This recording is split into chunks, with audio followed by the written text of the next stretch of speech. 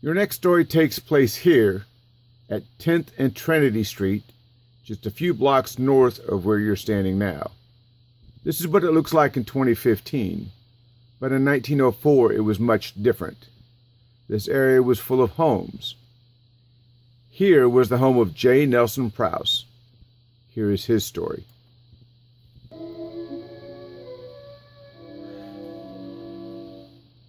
As the times have changed, let me bring you back to 1904 with images and songs of the period. At 5 minutes after midnight, on June the 11th of 1904, a shot rang out, breaking the silence and arousing the entire neighborhood of East 400 East 10th Street. Soon afterward, Miss Kate Sendry, aged about 20, was taken into custody by the sheriff. Lying face downwards on the edge of the sidewalk, not 10 feet from the gate of his home, was her brother-in-law, 29-year-old John Nelson Prowse. He had been shot once with a .38 caliber pistol, owned by the deceased.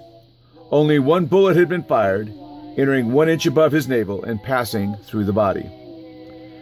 Miss Sundry's statement to the police officers, she did not deny having fired the fatal shot. She declared that it had been done to save the life of her sister and her 2 children. Earlier in the evening, Mr. Prowse had had a quarrel with his wife, choked her, and threatened to kill her and the children. He then left the house, whereupon Miss Sundry induced her sister to go with the children to the house of a neighbor. Prowse returned to the house and became violent when he discovered his wife and children gone. He asked where his pistol was, saying he intended to murder his wife and children. Miss Sundry refused to answer the question, having concealed the weapon on her person. She left the house and started to the neighbors to warn her sister. Mr. Prowse followed and reiterated his threat to kill the entire family.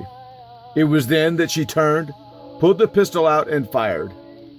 After finishing her statement, she broke down and had a violent spell of sobbing. She was allowed to stay at the private residence under guard of officers until her examining trial, instead of being taken to jail. Mr. Prowse's obituary exclaimed that he sleeps under the sweet flowers. His funeral procession was at least 5 blocks long, as hundreds of friends attended